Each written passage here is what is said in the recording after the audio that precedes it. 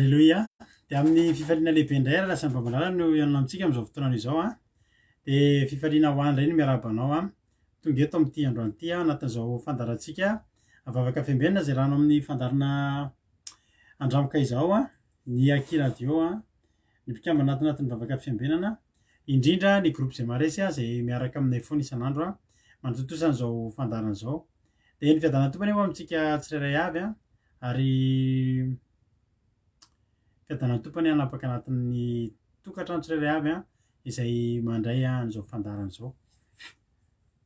Faly be zay mahita anareo ary te teny aminareo hoe maharetatra amin'ny farany a fa hifampahery amin'ity androany ity a.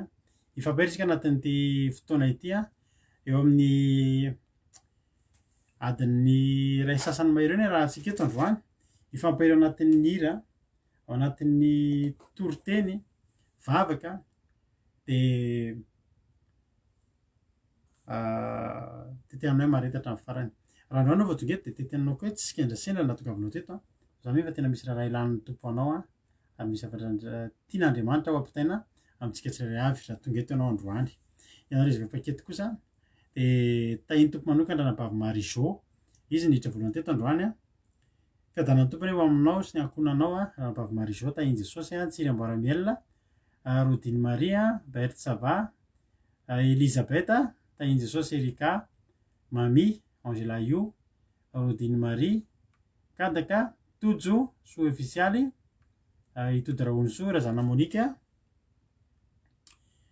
Alleloia, Lantony Irina, Suzelle tahin'i Jesosy, Lina, Soameva, Zina, Erika, Geneviève, Berthe, Tsiry, Angela, tonga soa daholo a, Iaingony Irina, Koda Léonie, Asoenay Nathalie, Kotry Kamaradin'i Jesosy, Rolie Anisy, tonga soa daholo isika rehetrarehetra. Faly zay mahita anareo a, Andrasaka Patitsy, Tina Rakotoary Zaka, tonga soa daholo a ary de maharetatra amin'ny farany.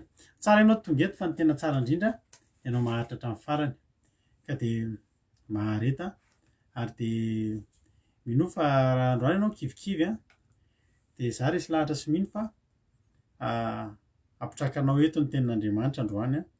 Ny fanampahaherany hamangy antsika tsirairay avy a ananatra antsika koa izy anatin'ny toriteny raha ilainy zany a. Hanoro lalana antsika, hanazava ny lalantsika. Fa rery tovy tahin'i Jesosy Emelo Avilitina, tahin'i Jesosy Fity,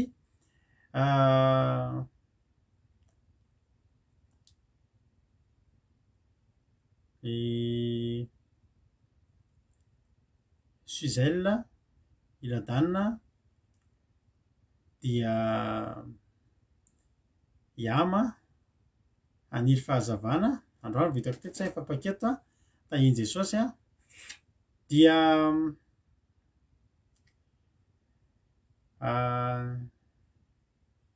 zay angambany zay daholo angambany tsy mbola voaravako a. Voatonoko teo daholo fa zay tsy voatonona de lana tsindry. Razana Monika efa notononiko teo a, de tahin'i Jesosy tsika rehetrarehetra. Androany ny ekipa iaraka amintsika eto a de ranavavitsika Lina avy eto Frantsa, izay zanaky Ranabavy Rantanina Marie Charline, izy ny vavaka fanombohana. Ranabavy Rolie kosa avy any Allemagne no hitondra ny tenin'Andriamanitra ary ranabavitsika Mami avy any Koweït ny vavaka ho an'ny firenena. Tonga de tsy andrelitsika fa to de ampandrosoantsika ranabavitsika Lina hitondra antsika anatin'ny tenin'Andriamanitra amin'ity androany ity anatin'ny vavaka fanombohana. De andao to de atombokontsika amin'ny fametrahana ny fotoana am-pelantanan'Andriamanitra ity fotoana ity. Tahin'ny tompo a Ranabavy Lina, anao ny fitenenana. Tahin'ny tompo pastera de tahin'ny tompo indray tsika mianakavy manaraka izao vavaka fiambenana iraisantsika izao indray. De raisiko fahasoavana lehibe ho ahy hatrany ry havana malala ny fandraisana anjara amin'izao vavaka iarahantsika manao izao. Ka de manasa antsika rehetra indray ry araka hivavaka. Ry Andriamanitra rainay tsara indrindra, amin'ny anaran'i Jesosy Kristy zanakao miaraka amin'ny fanahy masonao de manasanao indray izahay hanatrika anay amin'izao fotoana hifampizarana ny teninao izao. Tsy tena zava-dehibe ho anay tokoa satria mananafatra aminay, ambara aminay isan'andro ianao ary zany indrindra no isaorany anao satria izao fotoana izao de zava-dehibe ho anay tokoa maha olombelona no famandrahanay. Misaotra anao zahay tsirairay avy reto tamin'ny tontolo andronay. N'aiza n'aiza misy anay, ninona zavatra nataony androany dia hisaorany anao satria ianao avokoa no nahatanteraka izany rehetra izany. Hisaorany anao indrindrandrindra ny fanahy masinao izay nomenao anay na fahanay nanatanteraka izany rehetra izany ihany koa, tamin'ny tolo-tsaina, tamin'ny tolo-kevitra. Ary mbola izany fanahy masinao izany ihany koa Jesosy Kristy malala no angatahanay amin'izao fotoana izao. Mba hiasa mahery aminay rehetra izay nomenao anjara amin'izao andro izao, amin'izao fotoana izao. Ahafahanay indray mahatakatra ny hafatra izay ampitainao aminay tsirairay avy ao anatin'izao vavaka iarahanay mifampizara izao. Koa aoka ny fanahy masinao hirotsaka feno amin'ny indrindra ny pastera sy ny izay rehetra mandray anjara amin'izao vavaka izao, mba ianao ny teny amin'izy ireo ka ianao mihitsy no ampita ny hafatra amin'ny alalan'izy ireo. Jesosy Kristy malalo mangataka amin'ny anaranao izahay. Raiso tanany ihany koa ny connexion anay sy ireto fitaovana rehetra ampiasanay tsirairay avy, aty atokantranonay tsirairay avy, mba ho tena rakofanao amin'ny ranao ka ho voaro izay Jesosy Kristy Tompo, mba ho tena ho totosa vita hatramin'ny faran'izao fandaharana iarahanay manao eto izao. Dia voninahitry ny anaranao masina ririhana izany. Amin'ny anaranao Jesosy Kristy malala nanaovanay izao vavaka izao, misaotra ny vavaka raha eo. Amen.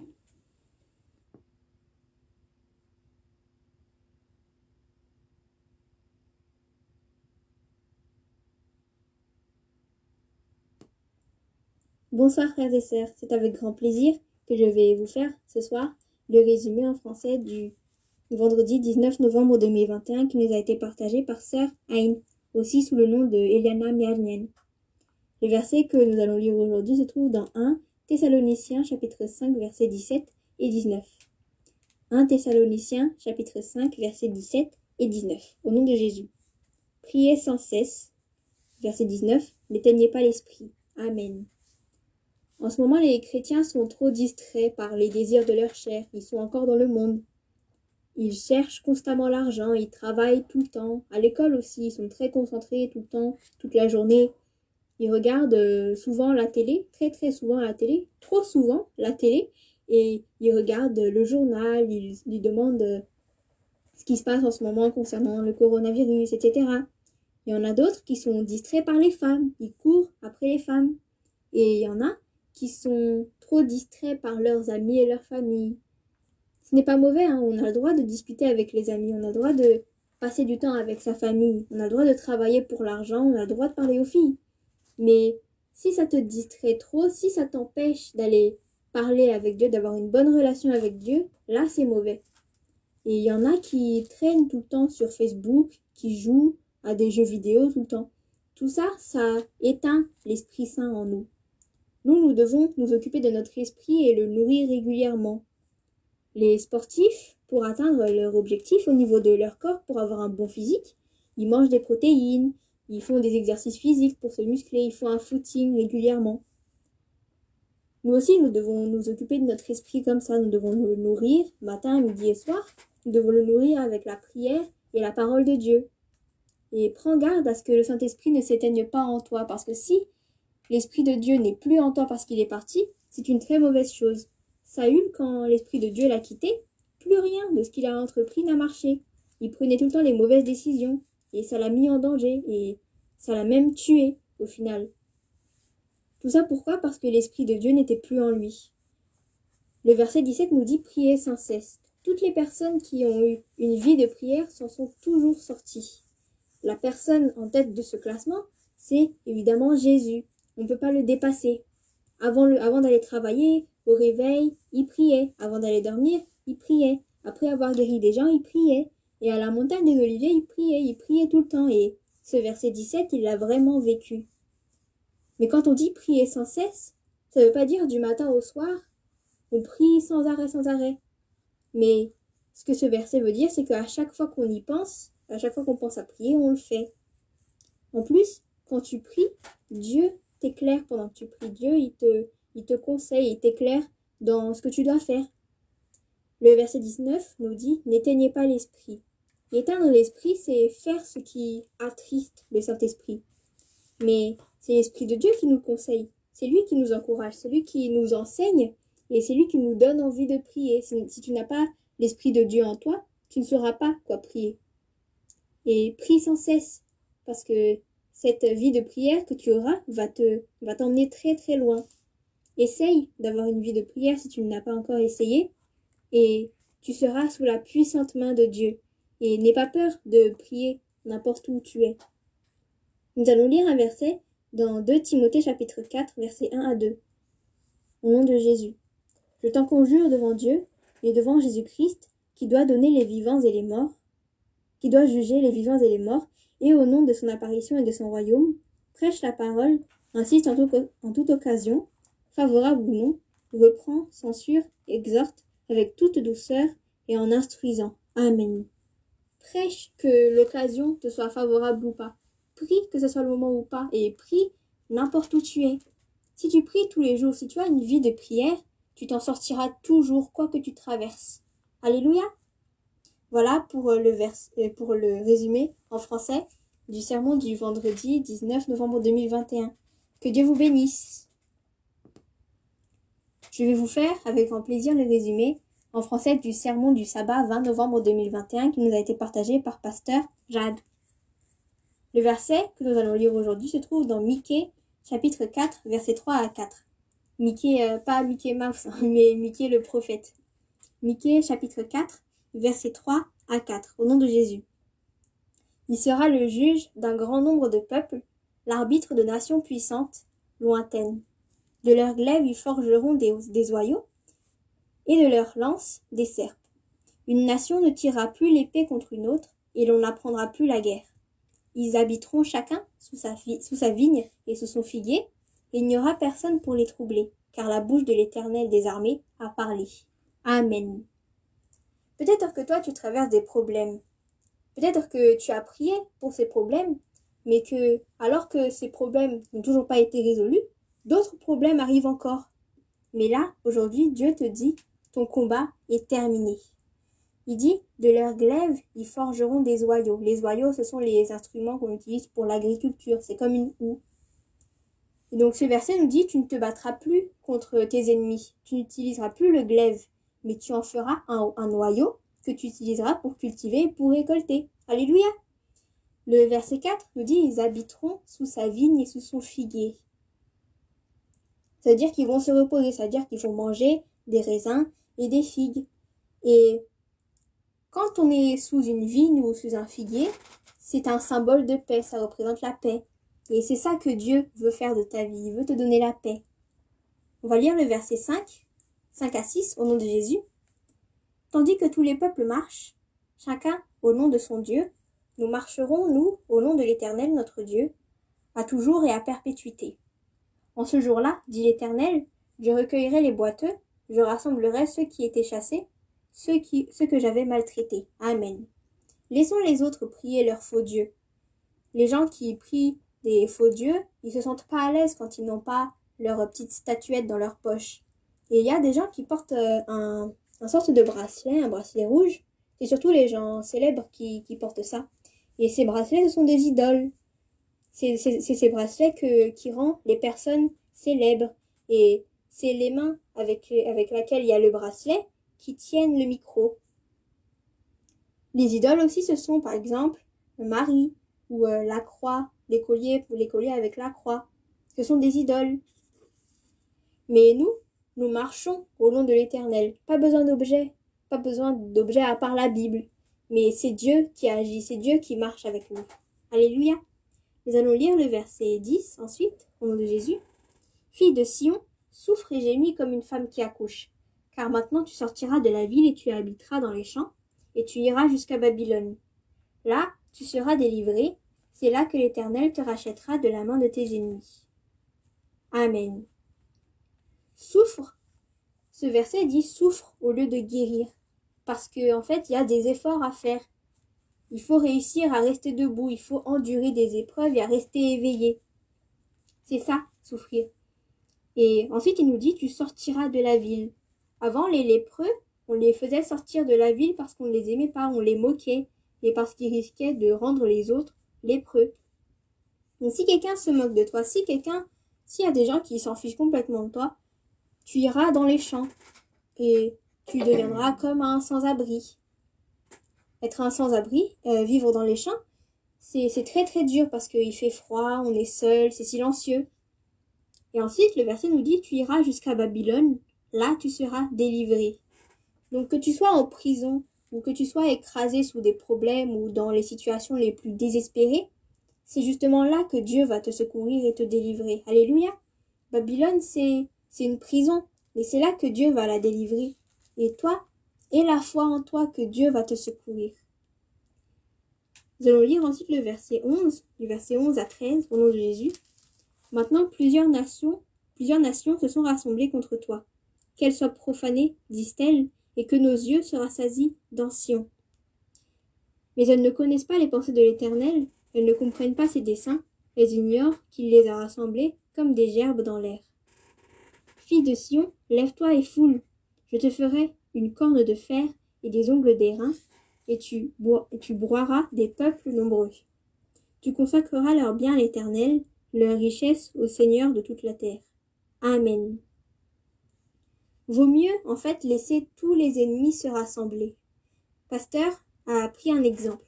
Quand on fait le ménage, on entasse ensemble tous les déchets et toutes les saletés et tous les papiers qui sont inutiles et qui traînent dans la maison. Et c'est là qu'on les jette ensemble dans la poubelle. Et c'est ça la pensée de Dieu, c'est ça la solution de Dieu, c'est pareil. Vaut mieux laisser tous les ennemis se rassembler. Dieu rassemble tous tes problèmes ensemble pour au final les détruire et les brûler ensemble. Et Dieu te donnera la force de les détruire. Il te dit, lève-toi et foule. N'aie pas peur de tes ennemis donc. N'aie pas peur de tes problèmes.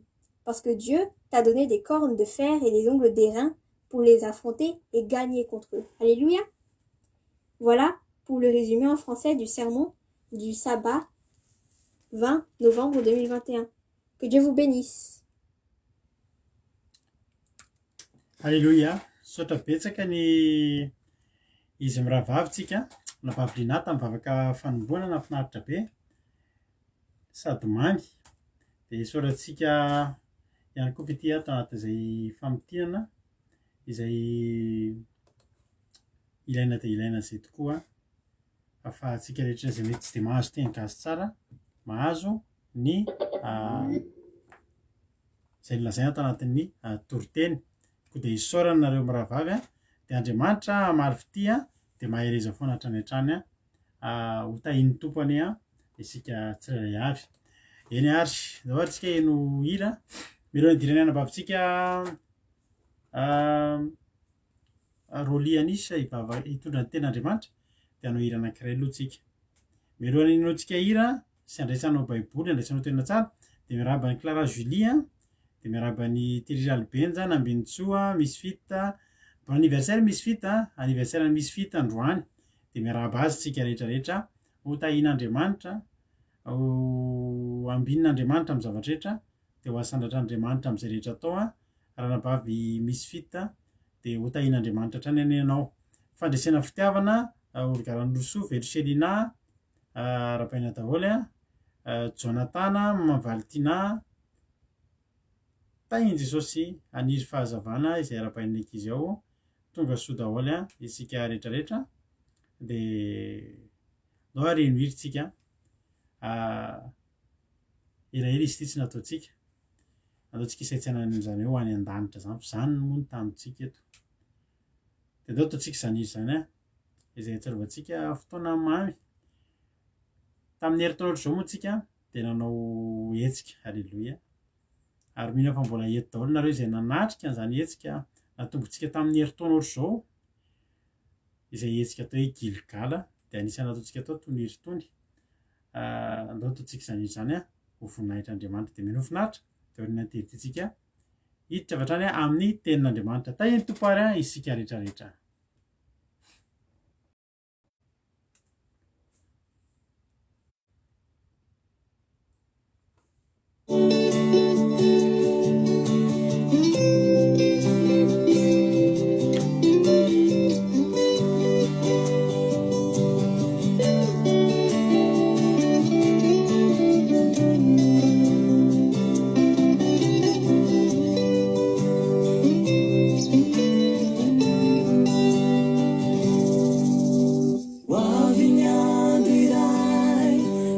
isokatrany lanitry izao sy anao lay miatrika tefantsika korevoir rehefa orena teo ane ody fifaliambe hitako ianao mira fiderana be hoavy ny andro iray isokatrany lanitry zao sy anao lay miatrika tefantsika korevoir rehefa orena teo ane ody fifaliambe hitako ianao mira fiderana be inanao ine lay mpandefitra no miaminy inanao ine lay be fitiavana no miaminy inanao ine nanetsy tena no miaminy rehefa orina teo le ranomasy teo nasolo fiadanambe re manjely andany ekizy no izay mitsenanao azonao azonao lay paradis de jesosy lay fanekenao re manjely andany ekizy mitondra satromponina izao tena satronianao de mpanompo tsara mendrika any anarane tena satronianao de mpanompo tsara mendrika any anarane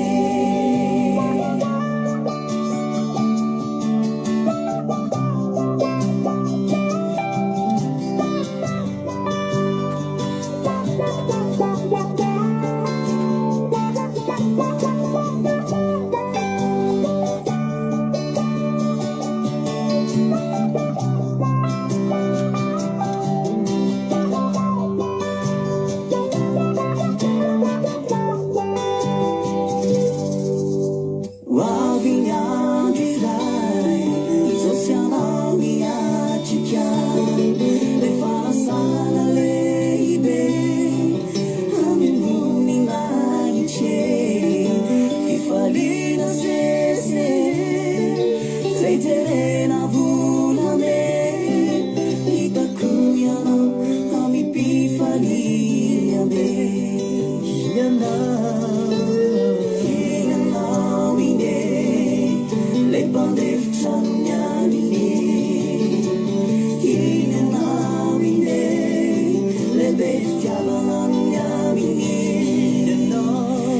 inanao ine nanetsy tena no miaminy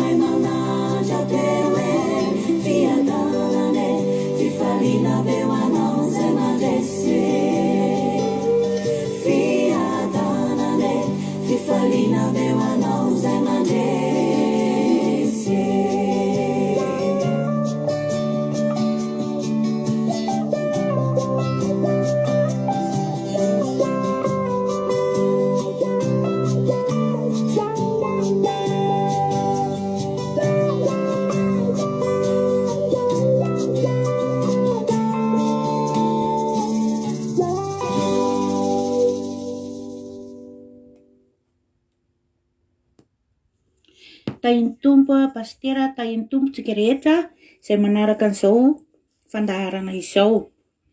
De ny teny izay hotoriana amintsika androany de ho hitantsika ao amin'ny bokin'ny Matio. Bokin'ny Matio toko 15, raisitsika eo amin'ny 17 zany ka hajantsika eo amin'ny 10. Ny soramandry eo ambony dia mivaky toy izao: ny toro-teny nataon'i Jesosy Kristy teo an-tendrombohitra. Sambatra ny malahelo am-panahy fa azy ny fanjakan'ny lanitra. Sambatra ny ory fa izy no mpifaliana. Sambatra ny malemy fanahy fa izy no andovan'ny tany. Sambatra ny nona sy mangetaeta ny fahamarinana fa izy no vokisana. Sambatra ny miantra fa izy no iantrana.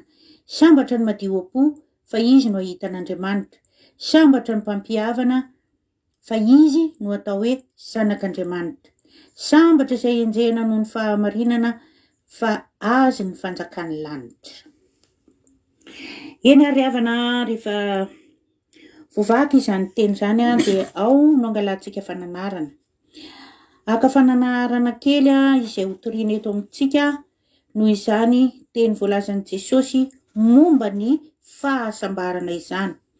Ny teny eto Jesosy ny fahasambarana amin'ny zava-tsoa rehetra sy ny toe-panahy rehetra ny toentsika rehetra no tiany Jesosy teneniny eto. Raha raisitsika ny eo amin'ny 17 hoe sambatra ny malahelo am-panahy fa azy ny fanjakan'ny lanitra. Tsy midika akory ry havana hoe malahelo am-panahy dia alahelo foana tsika, alahelo foana satria ny fanahitsika malahelo. Tsy ary havana tiany Jesosy teneniny eto raha ohatra ianao ka manana fiantrana namana, malahelo am-panahy ianao, tsy manana lolo-po aman'olona, dia tiany Jesosy ho amarinina amintsika izany teny izany fa fahasambarana no azontsika amin'izany. Raha raisitsika indray izy eo amin'ny 19, sambatra ny noana sy ny mangetaeta ny fahamarinana fa izy no vokisana. Aoka tsika ho marina lalandava satria ho voky zava-tsoa eo anatrehan'Andriamanitra tsika, ho voky zava-tsoa eo amin'ny Jesosy Kristy tsika. Raha ohatra tsika ka manana mangetaeta ny fahamarinana. Tsisy tahaka ny fahamarinana ry havana ny zavatra atao eto ambonin'ity tany ity. Satria raha marina ianao dia tsy mba hisy zavatra hivilivily eo amin'ny lalanao, tsy hisy zavatra hoe ampitaitaina na zavatra hoe anenjehana anao satria olona marina ianao. Izany fitenenana izany ry havana dia mbola fitiavana lehibe nomeny Jesosy atsika. Fantatsika ry havana fa Jesosy rehefa niaina tetỳ ambonin'ny tany ka nanomboana teo amin'ny hazo fijaliana dia mbola fitiavany atsika. Ary io teny nataony teo an-tendrombohitra io dia teny efa manambara sahady satria fantany fa izy dia tsy maintsy homboana, ary dia nanambara izy an'io tenin'io mba ahazahoantsika ny fanjakan'ny lanitra. Satria izany fanjakan'ny lanitra izany ry havana dia zava-dehibe eo amin'ny kristianina, zava-dehibe eo amintsika mpanaradian'ny tompo. Indraindray ry havana eo amintsika na dia efa tao hoe manana ny Jesosy Kristy tsika dia mbola tsy manana ny Jesosy Kristy eo am-pontsika, fa manana ny Jesosy Kristy fotsiny tsika eo am-bavantsika. Tsy tazonitsika eo am-pontsika izany ka malahelo izy satria izy efa nananatra atsika ireo zavatra rehetrarehetra voavaky teo ireo. Ka tiany izany mba tena hitovy toe-po amintsika. Tsika anie tsy dia hoe tena hitovy toe-po amin'ny Jesosy Kristy satria tsika mbola mpanoty, na dia atao hoe mivavaka ary tsika. Tsia, fa izany hoe hitovy toe-po amin'izany dia mba haka ireo zavatra rehetra izay voavaky sy voasoratra ao Matio toko 15 io tsika. Raha ohatra tsika ry havana mandeha amin'ny lala mahitsy, tsy mikivilavila fa mandeha ary mihaino izay anatra atao amintsika, na iza ny mananatra atsika dia ho sambatra tokoa itsika ary izany fahasambarana zany na eto an-tany dia efa raisintsika sahady, na eto an-tany zany dia efa mamiratra, na eto an-tany zany dia efa hita taratra, efa hita mihitsy hoe sambatra iny olona iny fa manana an' Jesosy ao am-pony. Tsika ry havana dia samy matsapa an'izany hoe talota mbola tsy nanana an' Jesosy Kristy tsika, tsy nanana an'izany fahasambarana izany. Ankehitriny rehefa mitoetra ao am-pontsika Jesosy ka raisintsika amin'ny fototsika tanteraka dia manana ny fahasambarana tsika. Misy teny kely eto ry havana ato amin'ny 10 izay manao hoe sambatra izay enjehana noho ny fahamarinana fa aza ny fanjakany lanitra. Satria Jesosy dia efa niteny ihany koa hoe enjehan'ny olona sy hoalan'ny olona ianareo noho ny amiko. Dia io teny eo amin'ny 10 io dia mbola toy izany tenin'i Jesosy izany. Ary raha manaraka ny didiny tsika, manaraka ny sitrapony, ohatra hoe tsika efa manana an' Jesosy Kristy, tsika manana ny fanahy masina, tokony hanaraka izay rehetra voalaza sy voateny sy izay anatra rehetra sy ny torohevitra natorin'i Jesosy Kristy. Zavatra kely ho teneniko sy mariako anareo ry havana dia izao. Ohatra zahay ato amin'izay maharesy zao, misy zavatra tsy mety ataonay dia miteny ny pastera mananatra izy ary indraindray manao teny entitra izy satria natao hoe ny tenako izao raha hoe efa vehivavy lehibe tokony hoe zanako izy nefa ray aman-dreniko am-panahy dia tsy afaka hanohatra ny teniny ary tsy afaka ho tezitra satria fantatro ny fahamarinan'ny teny. Fahamarinan'izany teny izany dia voafehy ato anatin'ity tenin'i Jesosy Kristy rehetra ity. Misy ny mpanenjika raha ohatra ianao ka miteny ary misy ny makahala anao raha miteny ny marina ianao.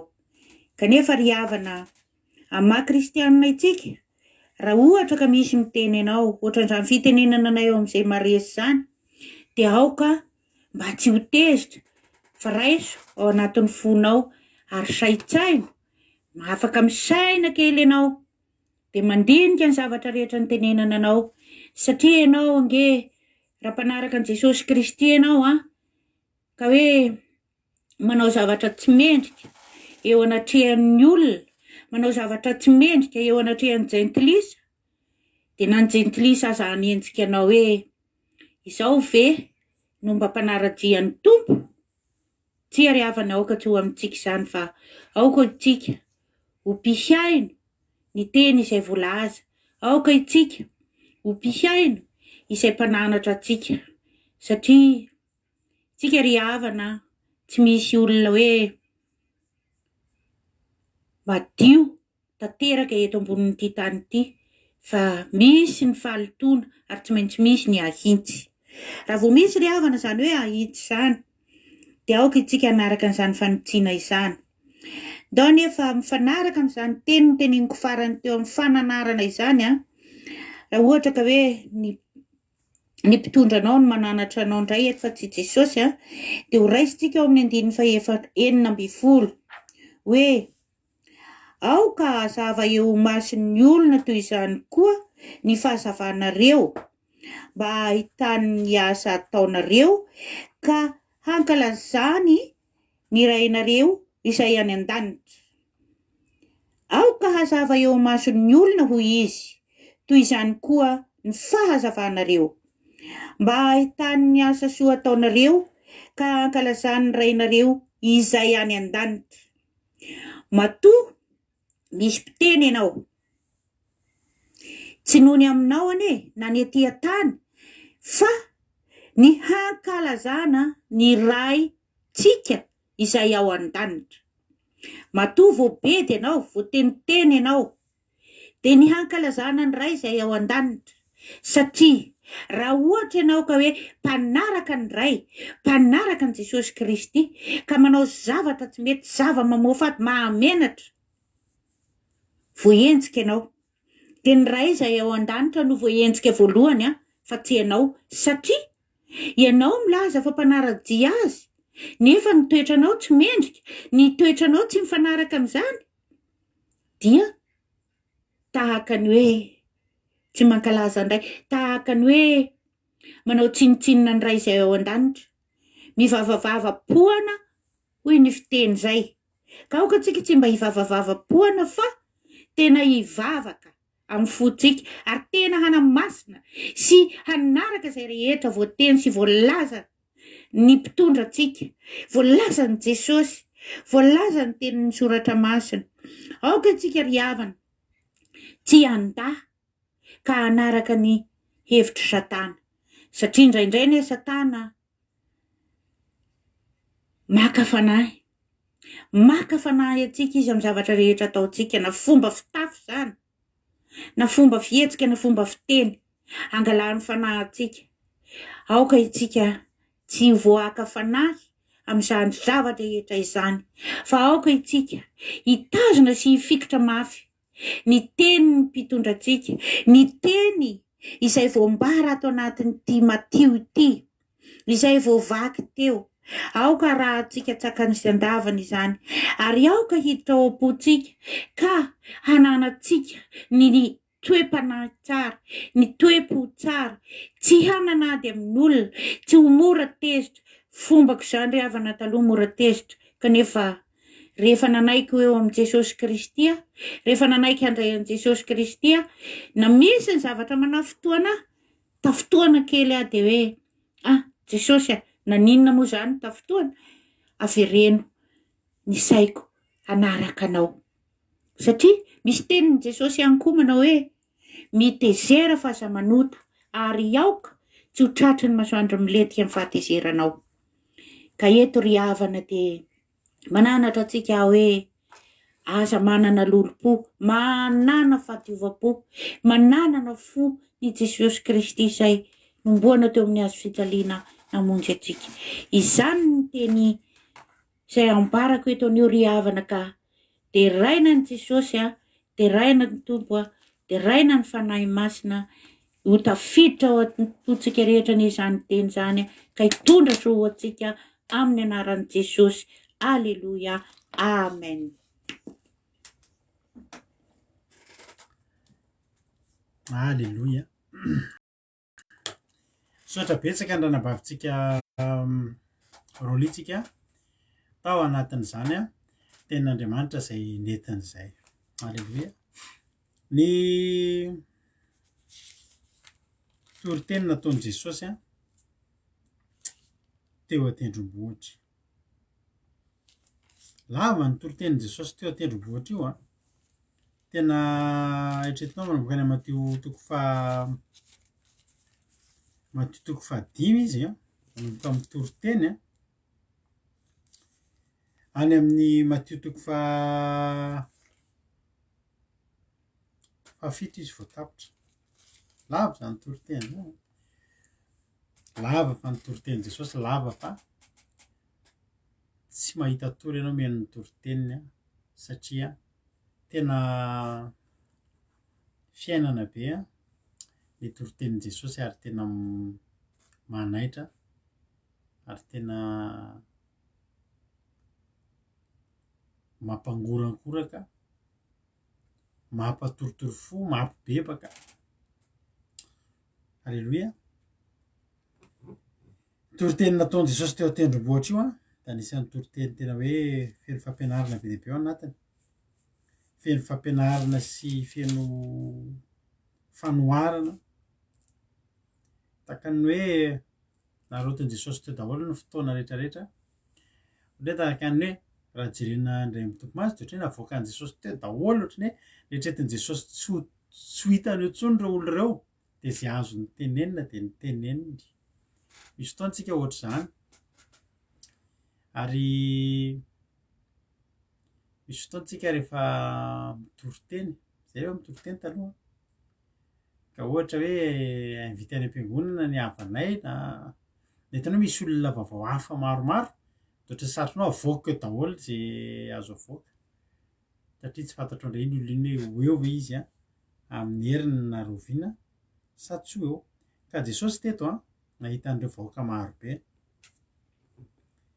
raha vaketsika andiny voalohany amin'ny matitoko fadimy ary jesosy noho nahitany vahoaka de niakatra teo tendrombohatra rehefa tafapetraka izy de nanantona azy ny mpianana de nylobavy izy ka nampianatra hitan'i jesosy ireo vahoaka ireo vory andeha hitety andreo any an-trano aza ho ataony anjondombaravaraina am'ireo ary a ho ataony maika fa vory eo halleloia ary de lasa izy niakatra anakeo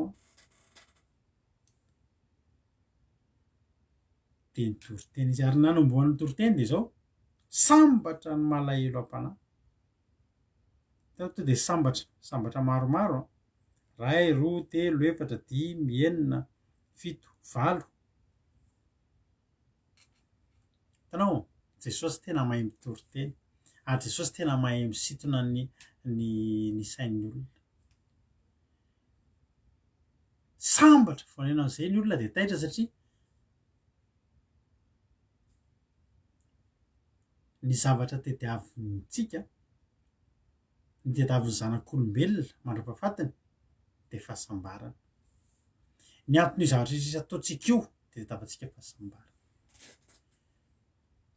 ny fahasambarana de fifaliana maharitra zay ny famaritana teo fahasambarana ny tsy fahasambarana izy raha faly kely fotsiny ianao de tsy faly minitra vitsy ora vitsy ray andro tsy zany ny fahasambarana fa ny fiainan'ny zanak'olombelona de niazaka zany tediavany fahasambarana eo amin'ny androm-piainana mitady fahasambarana daholo ny olona eny am'izay rehetra afaka ahitany an'izany hoy ny le sambatra nareo satria maninona etretiny fa eo am'le toerana tena mety be io olona tenen'e sambatra de inona ny tsiriritiny olona sambatra nareo andeha vakansy ry sambatra nareo manana ny ampy ry sambatra nareo manana sakafo sambatra kindry manambady tsisy olona tsy mitady an'izany fahasambarana zany ary ianao tsy be de raha mitady an'izany fahasambarana zany fa za de teny aminao androany taiza ny tediavinao ny fahasambaranao hatram'izay taiza raha mivoakatsika ny maraina hiasa ataontsika tsara ny asantsika mba ninona mba hikatsahantsika fahasambarana mahazo volontsika afaka mandeha am'izay titsika afaka mividy zay titsika ino ny fahasambarana ho atsika fifaliana maharitra de mitady an'io tonga eto an-tany eto tsika de mitady an'io mandra-pahafatitsika de mitady an'io mikatsaka an'io fahasambarana jesosy androany fantany fa zay ny zavatra tediavin'ny olona fantany fa zay ny zavatra ilain'ny olona fantany fa zay ny zavatra tena mahakasika ny olona de zao ny nanomboan'ny toriteny hoe sambatra halleloia taitra ny olona zay le zavatra tediavintsika izy mba ho sambatra sambatra amin'ny mahalahelo am-panahy fa aza ny fanjakan'ny lanitra ravana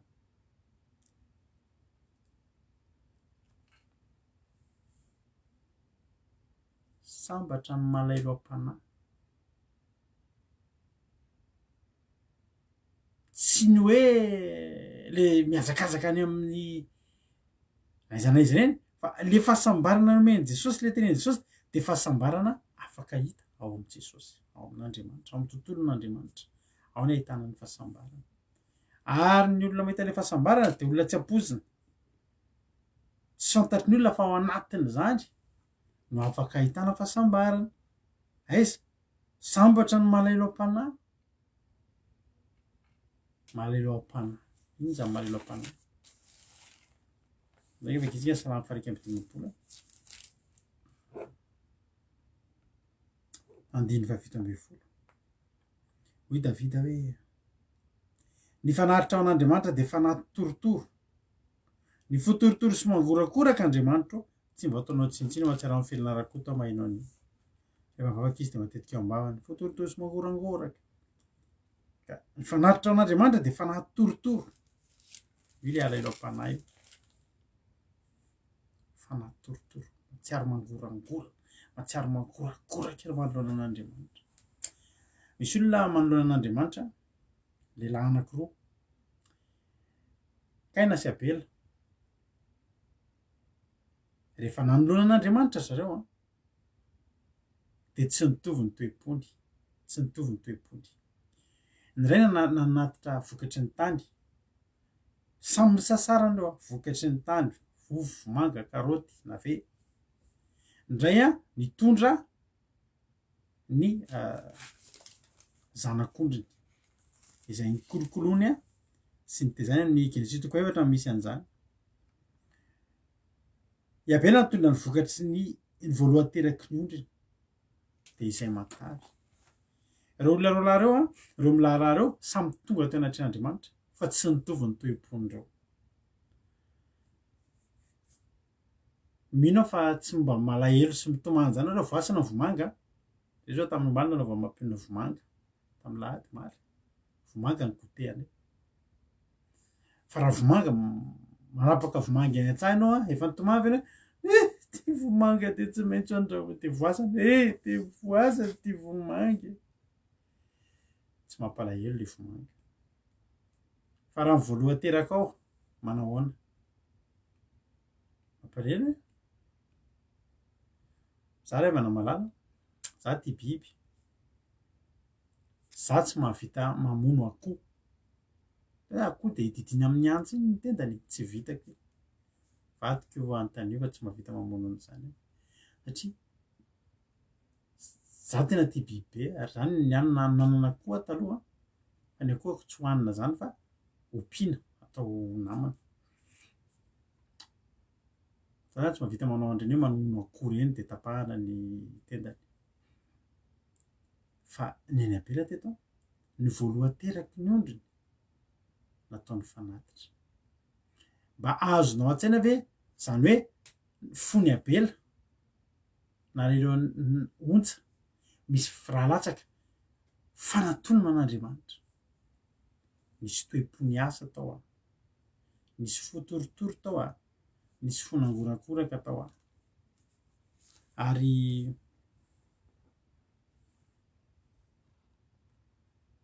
zany no lazaina ny hoe malahelo am-panahy malahelo am-panahy ihany koa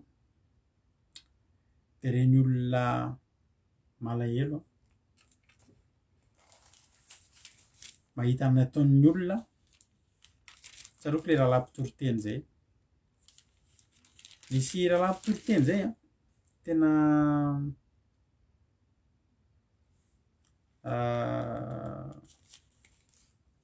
mahita hitareo mahita an'ireny olona manao adaladala reny izy am'veta vitikvitsy izy nitoroteny tao am-piangonana tena nitomany izy nitoroteny iny amin'ny mampitomany azy izy ianao mahita tanora kely anankiroa mbola tanora kely anankiroa mbola ankizy kely tsy haiko na 14 ans na 15 ans ao anaty bus de mifanoronoroka ao le ankizy mbola ankizy kely mifanoronoroka manao toetra tsy motina tao anaty bus izy nandeha tao anaty le bus de nitomany izy tena nitomany le rahalahy nampitomany azy a nalelo an'i Jesosy izy hoe Jesosy a reto ataon'ireto ankizy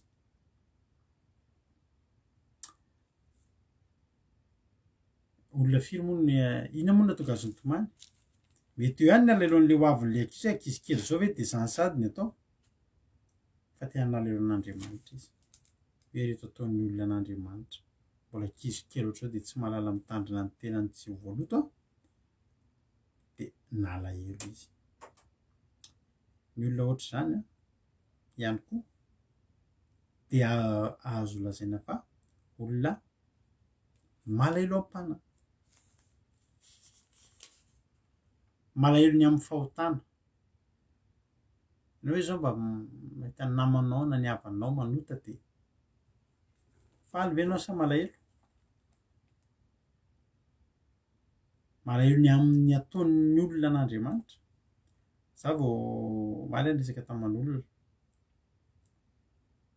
de misy ten'Andriamanitra de daviko izay mantsiny a tiako omena antsika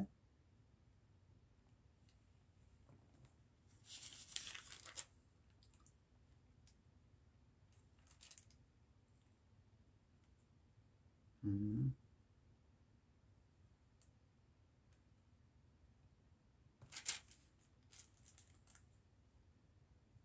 tenin'Andriamanitra tsy de tafika zao fatandrindra.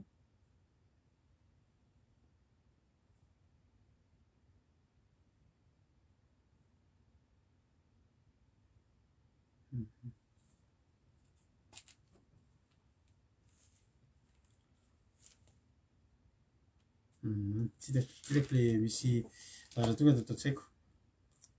Ino ny zavatra noteneniko teo? Mialatsiny.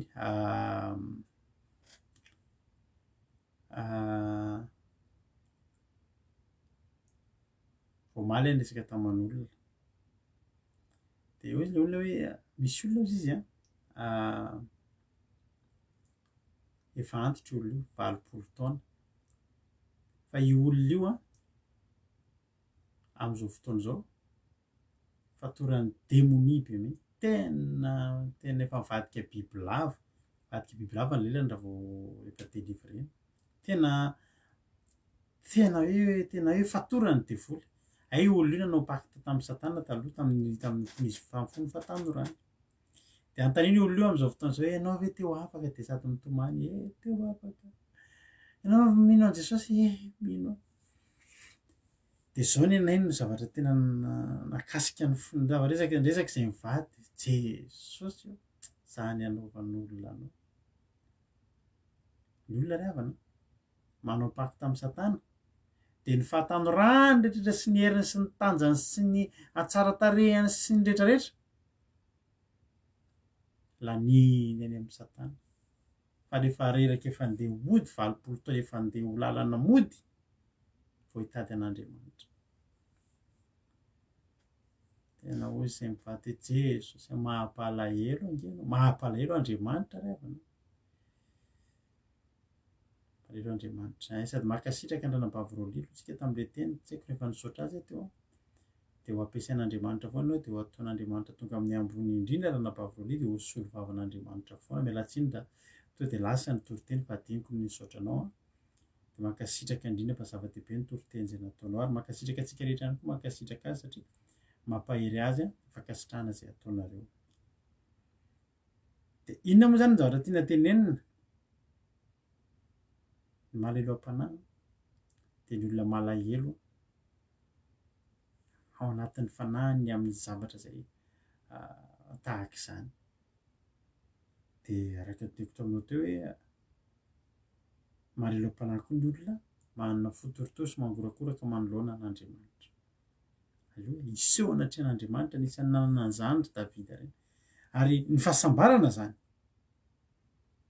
nazahoanao ny fahasambarana zany ny ilazana hoe sambatra ianao de anao manana fotoritory anatrehan'Andriamanitra sy mangorakoraka anatrehan'Andriamanitra ary ny ahatonga anao sambatra. Fa maninona iny olona iny ny sambatra?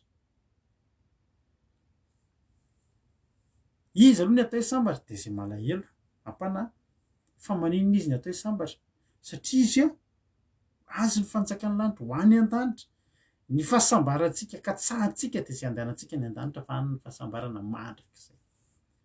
Ny faratapony amin'ny fahasambarana de fandehanantsika ny an-danitra. Ary efa sambatra sady ianao raha amin'izao fotoana izao ianao de manana fotoritory sy mangorakoraka eo anoloan'Andriamanitra. Aleloia.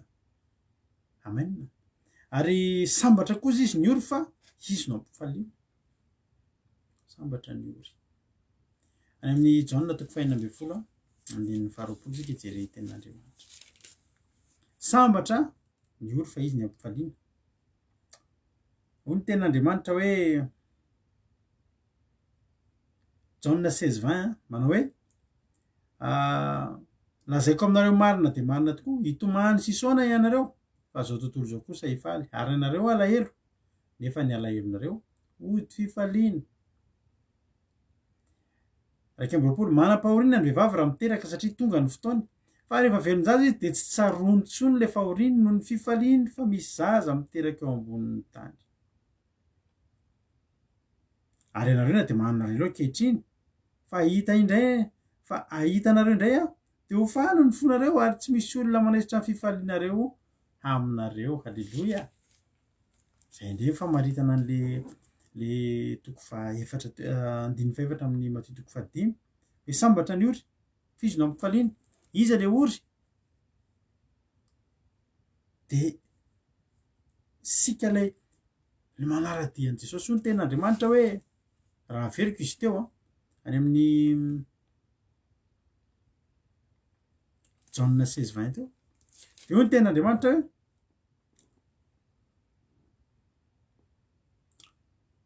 raha vakiko manomboka amin'ny andininy fahasivy amby folo Jauna 16:19 zany ary Jesosy nalala fa te hanontany azy ireo de hoy izy ireo fanontany va nareo satria za vetivety foana de tsy ahita anareo le tsy fahitan'ny mpianatra an' Jesosy vetivety io de natonga fahoriana teo amin'ny mpianatra natonga alahelo teo amin'ny mpianatra raha zaiko marina aminareo izy Jesosy hitomany sisoany ianareo fa zao tontolo zao kosa hifaly nifaly ny olona rehefa maty Jesosy miaramila nanao balina mihitsy tamin'ny fahafatesan'i Jesosy hoe maty tao andapa tao maty faly ny mpiapangan'i Jesosy tamin'izany fotoana zany fa mpianatra kosa naniny nitomany sy ny saona io zany ry havana malala tsy maintsy tonga ny fifalianao na de ao anatin'ny fahoriana ianao am'izao fotoana zao misy ny fotoana hifalian'izao tontolo zao aloha mbola izao tontolo zao no mifaly ary tsika rehefa ohatra hoe mahita ny zavatra rehetra lalàna ao amin'ny baiboly zavatra zay tsy tokony ataontsika nefa mahita ny olona manao zay tiany atao de mahatsiaro ihany tsika anaty fahoriana sahoana izy ianao tsika to betsaka ihany zavatra tsy atao ny olona to atao daholo ihany zavatra nafinaritra antsika to nge reo ny alantsika rehetrarehetra noho ny amin' Jesosy reo matoa zavatra nataontsika tsy ny alantsika ahitantsika fifaliana de nahafaly atsika zany takonao raha zany fitiavako labiera zany taloha tena hoe tiako io labiera stoka io tena tiako tena manitro tena tiako indrindra malala ny foko le labiera tamin'izany fotoana zany fa so afa tsy hatramin'ny farany halleloia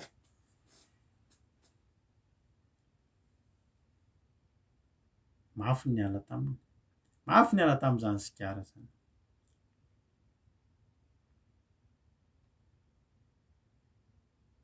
fa ny alantsika reny ny olona mbola nandeha tamin'ireny foana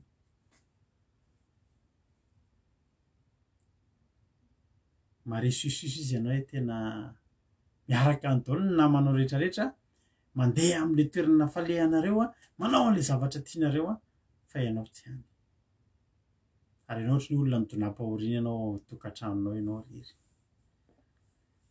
ary menakavy kely fa fijerijery eo tamin'ny andro nahafatesan'i Jesosy tena hoe tena nanjombona ny andron'ny mpianatra sy ny mpanaradian'i Jesosy tena nanjombona tsisy mihetsony fa nanjombona fa ny olona fifaliana hoe maty lay miseho azy ho Andriamanitra maty andry fa vetivety andry hitomany sisoana ianareo fa izao tontolo izao kosa hifaly ary ianareo alahelo nefa ny alahelonareo ody fifaliana halleloia tsika miaraka amin'Andriamanitra io ohatry ny vehivavy bevoka misy fanaitainana ry havana ny fiarahana amin'Andriamanitra ary misy hazo fijaliana lanjaina saingy izao nahavariana fa nisy lehilahy anankiray nanolo tena zakan'i Jesosy ny hazo fijaliana fa reraka izy misy lehilahy anankiray nanolo tena hitondra ny hazo fijalian'i Jesosy hatreny amin'ny toerana anankiray atao hoe Ikaranto laisy ny ampifaliana ny azy ny hazo fijalian'i Jesosy nentiny satria fantany halleloia fa mifitondrany an'io tonga ery ambony ery atonga rahana mpanjaka ray ilatsaka de tondra fifaliana ho azy halleloia tsika manaraka an'Andriamanitra io de tahaka ny manao compte épargne. Manao compte épargne isika, compte bloqué, versenao any fotsiny aloha ny volanao, ohatra hoe mbola tsy azonao kitiany ozy izy ny banky.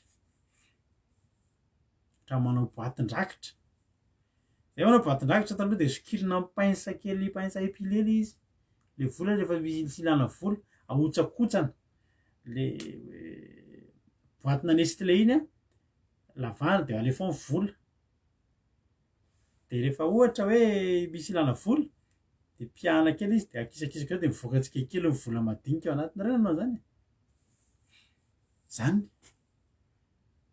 tsy azo alaina fa boatin-drakitra. Vao avy ny fotoana mahana an'iny de vidiana zay tiany. Haleloia. Za mamaky boatin-drakitra zany taloha rehefa sabotsy arivo zay mpamaky boatin-drakitra. Rehefa feno zany iny feno mandritra ny semaine de izy mamane amin'ny sabotsy arivo de sabotsy vakina am'izay de kôtina ny vola, fifaliana zany. Fa miara-dia amin'Andriamanitra ravana de tena ohatrany manao boatin-drakitra ianao io. Misy zavatra herim-po tehirizina ao anaty boatin-drakitra, fahonona tena tehirizina ao anaty boatin-drakitra. Inona daholo ihany no vokatry tony ranomaso tehirizina anaty boatin-drakitra. Misy olona gaga mahita antsika anaty fitombavaka mitomany reny atao inona tehirizina anaty boatin-drakitra. Ao ny fotoana fa any reny. Haleloia. Ny alahelonao io hitondra ho tonga ody fifaliana. Ny vehivavy anankiray marary tena fahoriana no bevoka miteraky voaingana antsika nresaka momba an'izany. Fa io ny ten'Andriamanitra milaza, manam-pahoriana ny vehivavy raha miteraka satria tonga ny fotoana fa rehefa velon-jaza de tsy tsaroany intsony le fahoriana noho ny fifaliana fa misy zaza teraka eo ambonin'ny tany. Io fahonona tena iainantsika io, zaro tsy teny hoe fahoriana io za zany tsy tena mihitsy hoe fahoriana manompo an'Andriamanitra. Fa zao miohatra amin'izao tontolo zao takany anaty fahoriana isika. Takany anaty fahoriana. Ahoana moko ianao ngery havana mandeha za zao tany ampiasana anay misy fety be de eo daholo ny sakafo.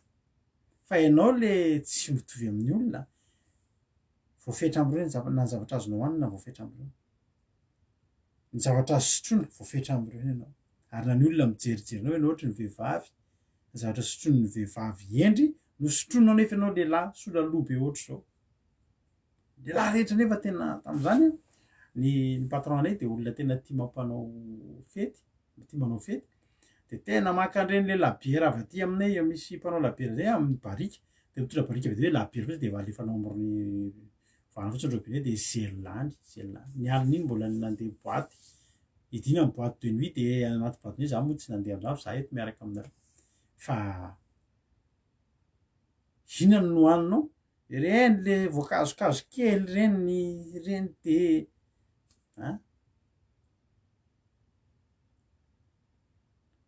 fahitan'ny olona anao olona anaty fahoriana ary ty ataony rado izy ny olona. Fa i rado io miandry ny zavatra io ody fifaliana. Haleloia. Mbola bevoka miteraky tsika zao, vao velon-jaza tsika. Haleloia. Za miteny anao, io fahonona tenanao, fitandremanao, ny tenanao, fitandremanao ny zavatra tokony ataonao io ekena fa tsy mora io. Fa io tsy maintsy amaky boatin-drakitra ianao ary ho hitanao zany fahasambarana ary tsy ho tsaroana intsony ny fahoriana. Ianareo de manana alahelo ankehitriny fa hitanareo indray hozy izy Jesosy de ho faly ny fonareo ary tsy misy olona manaizotra ny fifaliana aminareo intsony. Ny fifaliana atao amin'ity zao tontolo zao ty ny olona tsy mety tonga eo amin'izany fahasambarana. Zahako vao tamin'ity herinandro ty nahita olona mpanan-karena be zay maty. Zay na tamin'inona moa nahitako an'izay. De zay hoe kely zany foy zany fotoana zany manana ny maizy azy fa maty nandao amin'ity tany ty. Amantana inona? Ahoana niketsahana fahasambarana eto amin'ity tany ty? Tsy misy. raha mbola ivelan'ny fanjakan'Andriamanitra. Jesosy manome anao fahasambarana. Jesosy hery mahay manome hazo fijaliana, misy fahasambarana. Hazo fijaliana mitondra fahasambarana. Na teneniko anao, misy hazo fijaliana tenenao lanjainao amin'ny fanompoan'Andriamanitra. Fa hazo fijaliana mahasambatra. Mahasambatra. Ary te hampahery anao manao hoe sambatra ny ory fa izy no ampifaliana, ory ianao androany fa ho ampifalianao ary ny fampifaliana anao dia mandrakizay. Ary io fahasambarana azonao io dia tsy azo ongotana aminao intsony mandrakizay. Dia aza kivy. Fa Jesosy efa niteny fa sambatra ny ory fa io ory io ho ampifaliana. Sambatra amin'ny malemy fanahy fa izy ny andovan'ny tany. Salamo 7:30. Sambatra amin'ny malemy fanahy fa izy ny andovan'ny tany hoy ny tenin'Andriamanitra. Salamo 7:30. Ahoana ny tenen'izany? Fa mipandevitra kosa dia andovan'ny tany ka ravoravo amin'ny habean'ny fiatana.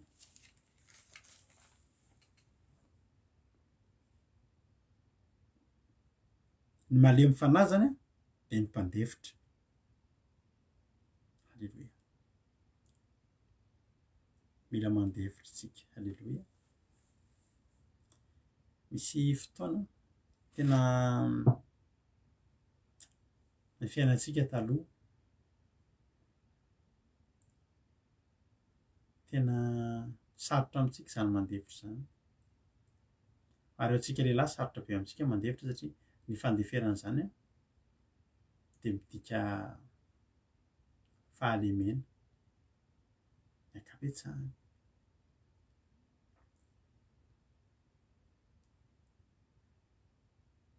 Izany lehilahy mora mandevitra izany eto aloha niaraka izay isany mampiona tamin'izany mijery korsa tômôbily dia niady be taman'olona izay tamin'izay.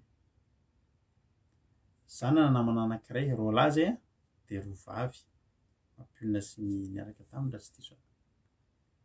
Dia niady tamina gropona olona. Ny antony iadivana mba fantatrao, tavoahangina labera vida. Tavoahangina labera vida. Fa ilay tavoahangina labera vida io natao amin'ny tany dia iny ny itsanganana mijery satria takona fohy ny tena dia iny ny itsangijerina ilay korsa. Dia rehefa niala avy teo, tavoahangina labera vida tsy haiko ny vidin'izany tamin'izany ny ariary zato ngamba. Ariary zato ngamba na roanjato raha be indrindra raha hoe averinao any am-pivarotra iny izany tavoahangina labera. Efa vida efa nitsanganana. Fa inona ny olana? Rehefa avy niala teo amin'izy dia handehaka an'ilay tavoahangy dia nisy lehilahy anankiray teny hoe hanazy ilay tavoahangy. Dia raha tena marina afaka nomena azy fotsiny izy sy ariary zato iny dia tsy maninona. Fa eo amin'ilay hoe ianao mba lehilahy ohatr'izao dia alain'olona fotsiny tavoahangy labera nitsangananao. Dia ianao koa mba mahazo ny mampiona ianao tsy maintsy mba mila miseho ianao olona mba anahy io. Anahy io izy ilay olona. Kefa hoe anahy io dia adiny ndraikitra ady tena ady e. Noho n'indra dia avy eo ke tsisy tompony tsy hita koa ilay tavoahangy tsy haiko roanjato ngamba ngamba 1000 francs vidin'izany raha namidy. Fa inona le tsy fandeferana fotsiny ambopo fotsiny izay manaiky eo dia na mampiona ary mety ary tena ohatran'ny lehilahy malemy loha kely ty miaraka amin'ity tobetrohan'ny olona fotsiny. Dia ianao tsy nanaiky noho ilay tavoahangy noho n'inona noho ilay ambopo tsy mahay tsy fandeferana. Ny malemy fanahy dia mpandevitra. Halleloia. Raha ohatra izany ianao te ho sambatra dia mahaiza mandevitra amin'ny zavatra. Misy fotoana ianao rehefa misy za tsy dia tena noho ny vavaka tsy dia tia mamonjy fivoriana na fivoriam-pokotany na fivoriam-pianakaviana tsy dia tena kamo be no vahadevitra, kamo be hifanditra. Satria mampiala fandeferana ary mampiala fahalemem-panahy ilay fifandirana. Sambatra nefa amin'ny malemy fanahy fa izy ny andovan'ny tany. Ary koa hoy ny tenin'Andriamanitra amin'ny 1:9 sambatra ny noana sy mangetaheta ny fahamarinana fa izy no hovokisana. Tsy afaka hamoky fahamarinana anao mihitsy ny Andriamanitra raha tsy mangetaheta fahamarinana aloha ianao. ary raha jeritsinga zany any amin'ny Isaia 5:5 vao vankitsika voaingana izy io torotentsika voaingana izy io Isaia 5:5 andininy voalohany hoy ny ten'Andriamanitra ianareo rehetra zay mangetaheta mankany samby rano ary ianareo zay tsy manam-bola avy mividiana ka omana eny avy mividiana divay sy ronono nefa tsy ambola tsy amikarena. Alleluia.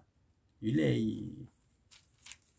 famokisana faoben'ny olona zay mangetaheta sy izay no ka sambatra noana sy mangetaheta ny fahamarinana fa izy no vokisana.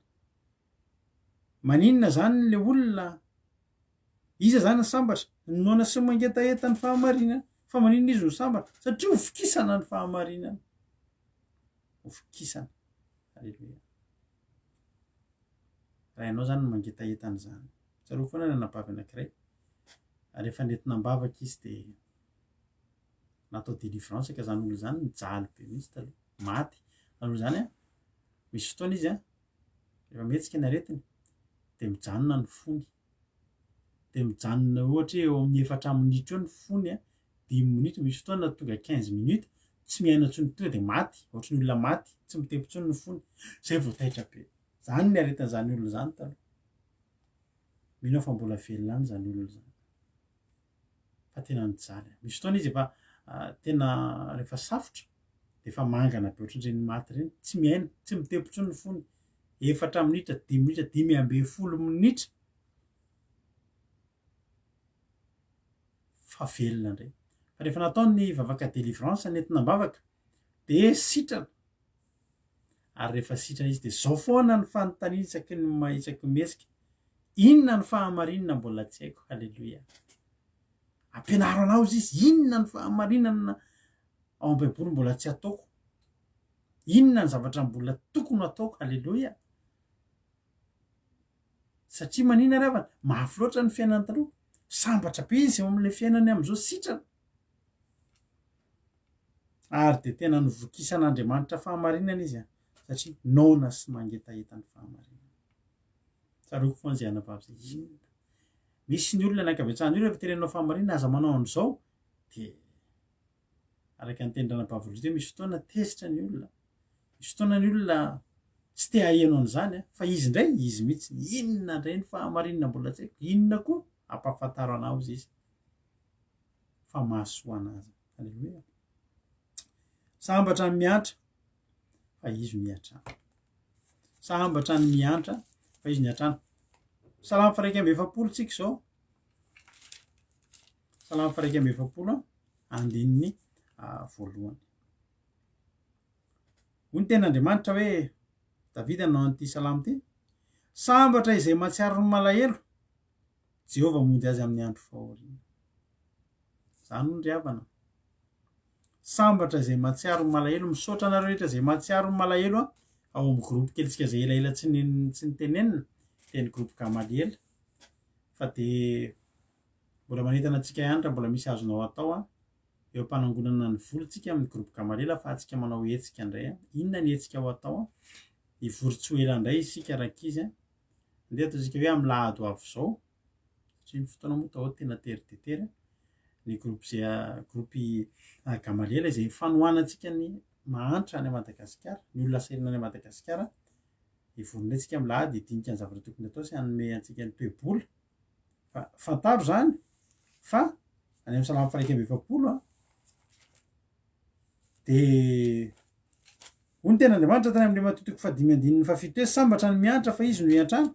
Raha miantra zany ianao dia hiantrano ary fomba fiantran'Andriamanitra antsika raha sambatra izay mahatsiaro ny malahelo raha mahatsiaro ny malahelo tsika zany dia tsy hoe tsika ho tsarovan'ilay malahelo tsia fa tonga dia Jehovah mihitsy no hamonjy antsika amin'ny andro fahoriantsika.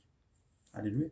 Ary izay no mahatonga antsika sambatra ilay tsika vonjen'Andriamanitra ao amin'ny andro fahoriana no ninona no ilay tsy no ilay fiantratsika. Alleluia. Alleluia. Zany no mahasambatra ry havana marana zany ny ananana fifaliana maharitra mandrakizay zany fahasambarana zany ary sambatra amin'ny madio am-po fa izy no ahita an'Andriamanitra. Zany moa ry havana dia ho ampianarina antsika tsiny zany atao hoe madio am-po. Inona no atao hoe madio am-po? ny atao hoe madio ampory havana de hoy ny tenin'Andriamanitra hoe amin'ny Salamo 5:10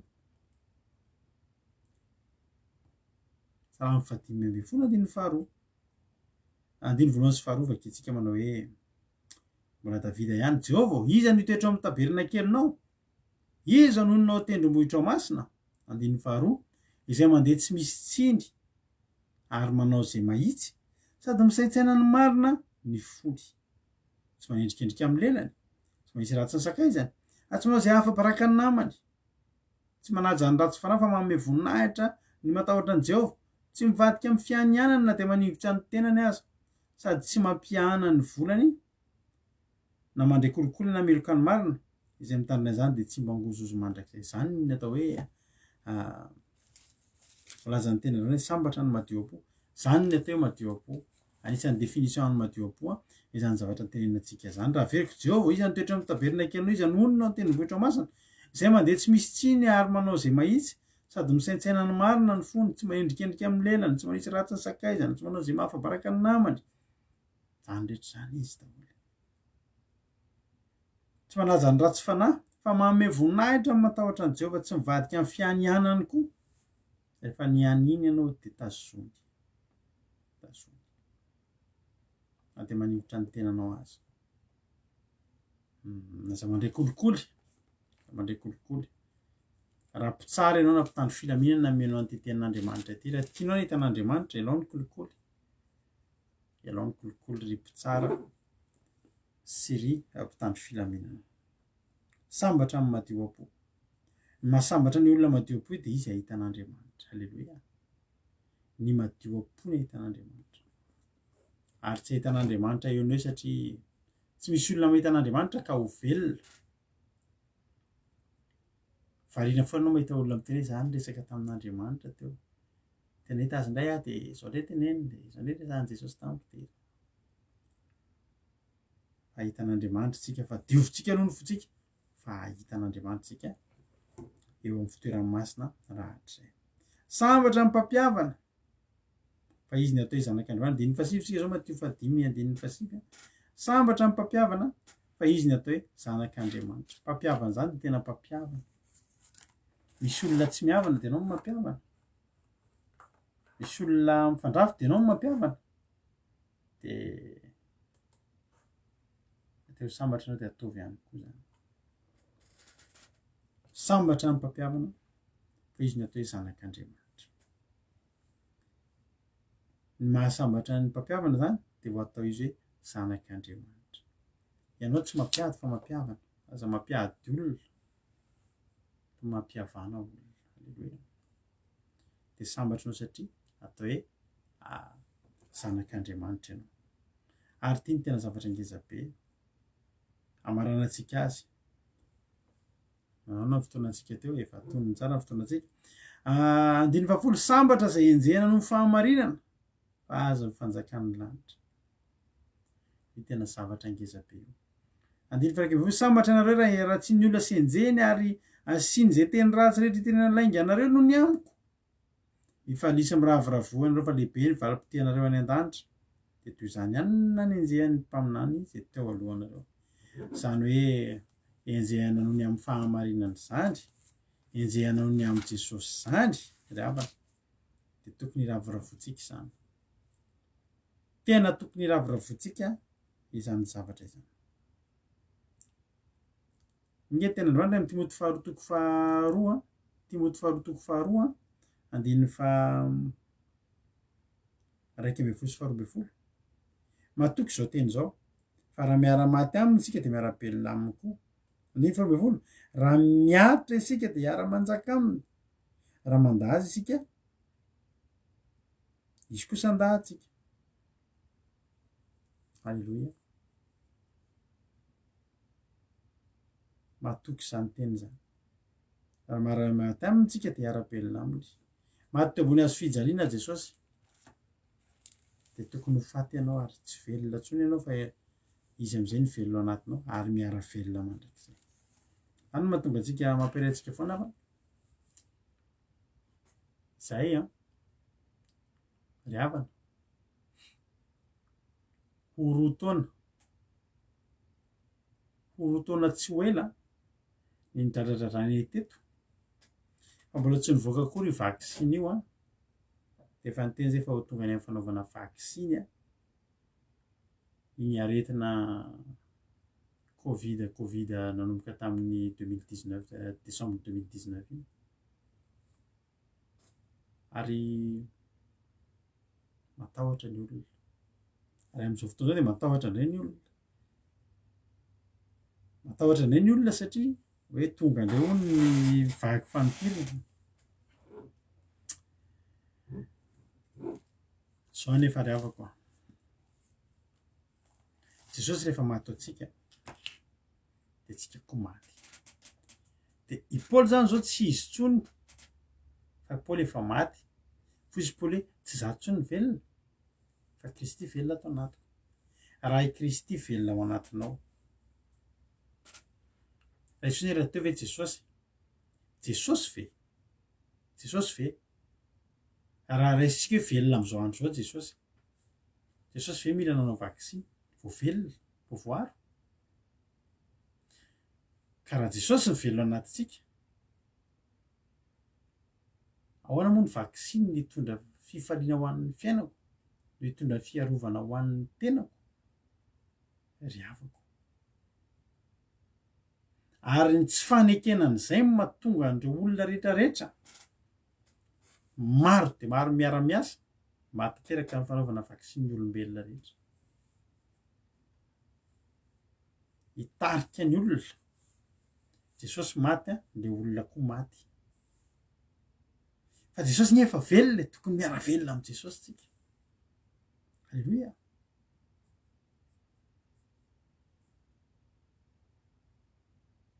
ary ianao a raha noho ny amin'ny fijoroanao amin'ny fivavahana ny anenjehan'ny olona anao de mifalia ianao raha misy zavatra hijoroanao ka Jesosy ny ao ambadika io Jesosy ny antony io de enjehan'ny olona ny amin'ny anao de mifalia raha enjehan'ny olona ny amin'ny anarako hoy Jesosy hoe mpaminanjo teo alohanareo koa efa nataon'ny olona an'izany e ry Stefany Nazariavana nijoro tamin'ny zavatra tamin'ny fahamarinana izay napetraka Jesosy tsy tapitra akory ny toriteny de voatorina-bato tsika ary mbola mahavita mitoroteny impiry mbola mahavita mandeha tsika fa atondron'ny olona molotra sy mehizan'ny olona de mifalia raha noho ny amin'ny Jesosy ty hijoroanao amin'ny zavatra anankiray tsy mivaksiny ihany ny teneniko fa amin'ny zavatra rehetrarehetra misy olona mahavita hoe izy kristianina tsy tokony hisotro toaka fa vita misotro toaka kely mba ilana amin'ny fahafahambaraka amin'ny olona tondron'ny olona molotra any ampiasana hoe io tsy misotro io ianareo fa tsy misotro ka ry havana malala raha noho ny amin'ny fahamarinana averiko ihany fa tsy hoe sanatria nangala-badinao tany de enjehan'ny olona de lazainao fa sambatra ny enjehana tsy sambatra indray ianao amin'izay fa noho ny amin'ny fahamarinana ohatra zay zao tsy mihinana biby maloto satria fahamarinana zany ohatra ny azy de enjehana ny amin'iny ianareo tena de mifalia halleloia fa fahamarinana zany ianao zany raha nabavy tena lasa antitra kely mihitsy ianao am'ty juponao tsy mba manaraka lamaody efa ohatrany dorcas nareo izy ny olona de mifalia halleloia mifalia raha mbola fahamarinana no anenjehana anao de mifalia satria Jesosy raha amin'ny anarako no anenjehana anareo de sambatra eo Luka 4:1 Jesosy teny raha halan'ny mifalia raha halan'ny olombelona rehetra noho ny amin'ny anarako anareo ry havana za mihiny fa ianao io de tahaka ny olona rehetra miaina eto an-tany mikatsaka fahasambarana ary averiko ihany fa ny fahasambarana ny faratapony ny zavatra zay tadiavintsika eto fahasambarana daholo ny antony io azakazaka ataontsika io mba hitady fahasambarana mitady fifaliana mavita manao mitsinjo ny vody andro meritsika mba hananatsika fifaliana anatsika fahasambarana rehefa antitsika mba nanantaranatsika fahasambarana dia nangananatsika zavatra fa ry havana ny fanompono an'Andriamanitra dia ikatsahanao ny fahasambarana ahatonganao ho sambatra ary io sambatra io ny tena andriamanitra sambatra mandrakizay tsy misy mahalana izany fahasambarana zany intsony eo aminao. Anao ray teteny aminao hoe raha ianao re nytenen'i Jesosy maheno an'izany hoe sambatra ny tsy mataitra avy hoe inona avy Jesosy le mahasambatra dia zany rehetrarehetra no mahasambatra ohatra zavatra mifanohitra amin'ny fahasambarana tadiavin'ny olona fa zay ny hitan'i Jesosy zay ny tenen'i Jesosy fa reo zavatra rehetra mitondra antsika anatin'ny fahasambarana ary reo tsy azaka zany reo tsy tontotony reo fa miainga avy ato anatin'ny fo. Halleloia. Tsy miainga avy ato anatin'ny saina fa miainga avy ato anatin'ny fo ny fanatanterahana andreo dia azontsika moramora ny fahasambarana. Dia zavatra ezaka zany olona mandra-pahafatany tsy mety hita ny fahasambarana fa hitanao zany na dia androany dia androany azy. Sambatra ny madio koa fizy ny entan'Andriamanitra azonao atao ny manao katsaka ny fahasambarana ianao tsy mila nizaniza fa ianao rery na dia ao anatin'ny tokantrano anatin'ny efitrano eo afaka mikatsaka fahasambarana ianao. Androany tsika temana hoe sambatra Jesosy.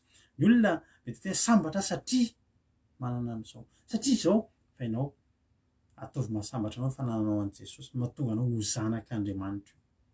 Fafana ny fahotana tsisy ny tsarovana to zany no mahasambatra antsika.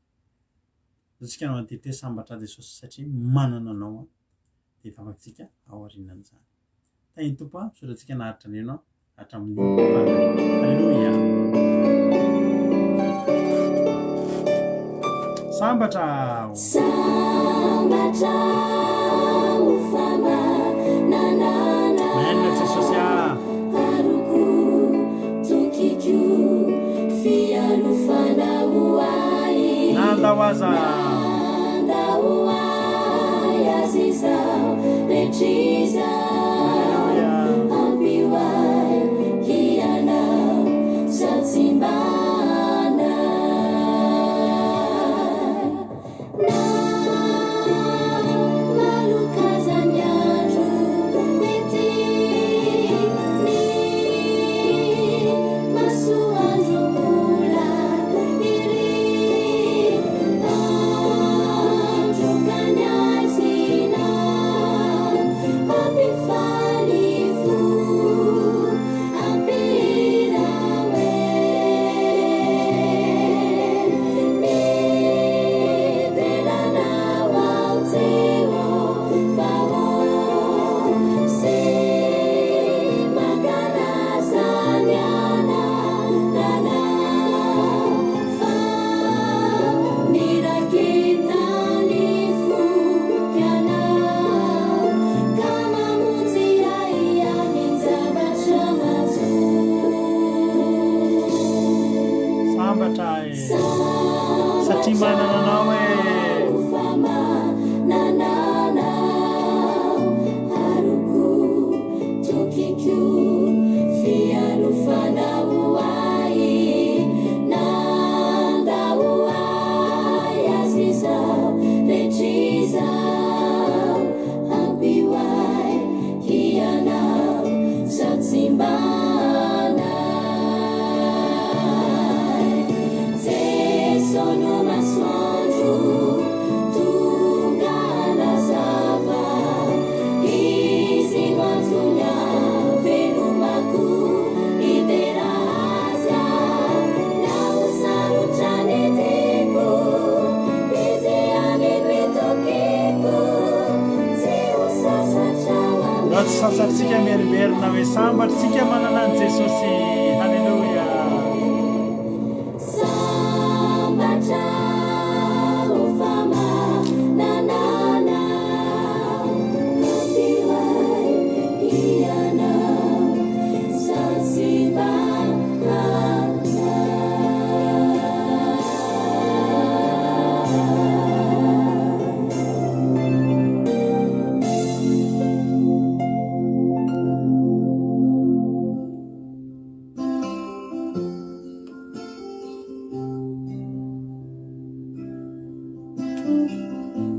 Halleloja. Sambatra izay Jesosy manana anao. Tena sambatra izay manana anao ary ataovy tsapany reto olona reto, ataovy tsapany tsirairay avy Jesosy. Zany tena hoe faratapony amin'ny fahasambarana raha mbola eto amin'ity tany ity. Satria fahasambaranay rehefa tsy eto amin'ity tany ity dia efa ny mahitanao ao an-danitra ao. Halleloja. Zavana. Ny fahitantsika an'Andriamanitra ao an-danitra ao. Ny faratapony amin'ny fahasambarana izay katsahantsika eto aminatin'izao fivavahantsika izao. Fa ny fahasambarantsika faratapony eto amin'ity tany ity dia ny fandraisantsika ny Jesosy ho Tompo sy Mpamonjy ny fiainantsika. Ny fiarahantsika mandeha aminy, ny fanantsika ny fanapahan-keviny. Halleloja. Ny tanany izay mitantana antsika, ny tontolontsika misy azy. Zany ny faratapony amin'ny fahasambarana raha tianao ho fantatra. Raha mety mbola tsy niainanao, zany ny faratapony amin'ny fahasambarana.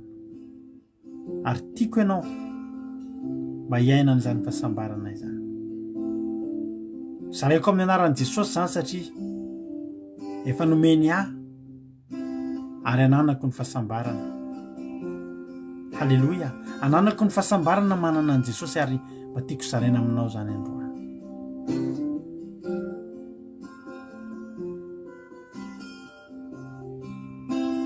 Raha izy Jesosy androany,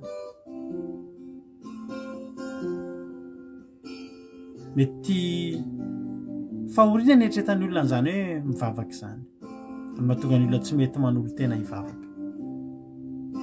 Fa za miteny anao fa tsy fantatry ny olona Andriamanitra. Ary rehefa tsy fantatry ny olona Andriamanitra dia tsy fantatry ny olona ny loharanom-pahasambarana. Fa ianao androany nampahafantarina inona no andrasanao. Mety mantsiaro ve ianao fa milanja azo fijaliana ianao mivavaka? Dia teteny aminao ahako.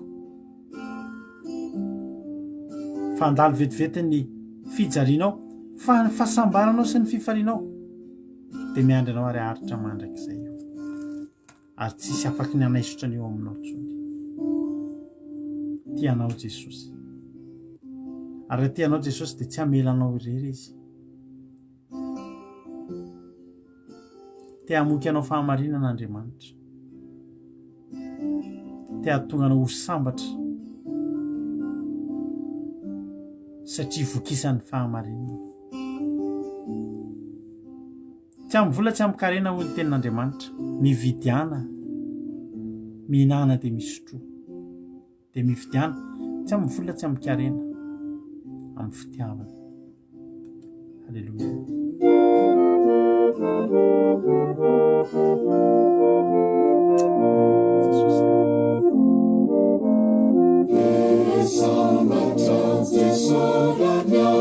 Zany nangatahana aminao androany miaraka aminy. Halleluja. Amen Jesosy. Ataovy matsapa an'izany reto olona reto Jesosy. Ataovy matsapa fahasambarana amin'izay. Efa mba elaela ihany nanompoy anao Jesosy. Misy efa nandray anao nandritra ny volana vitsivitsy reto.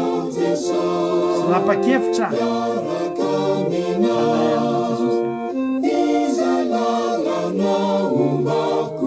Amen Jesosy. Fahasambaranao ane Jesosy hanapaka anatin'ny tsirairay avy. Raha izy Jesosy ray avana fa ho sambatra ianao. Hanam-pahasambarana tsy ho tapitra. Halleluja. Zao ny faniriko manentsika dia mba ho sakaizanao mandrakizay. Halleluja.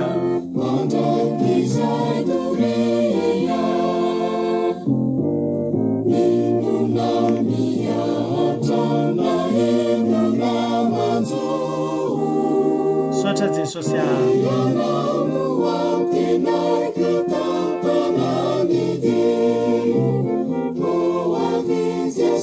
Boa vinda Jesosy tano ae.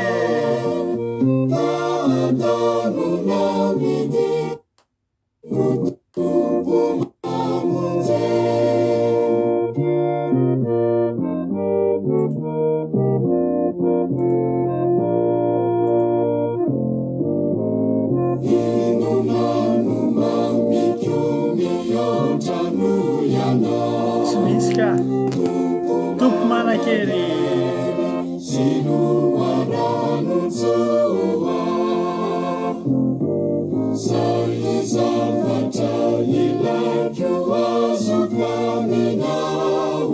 Mena Jesosy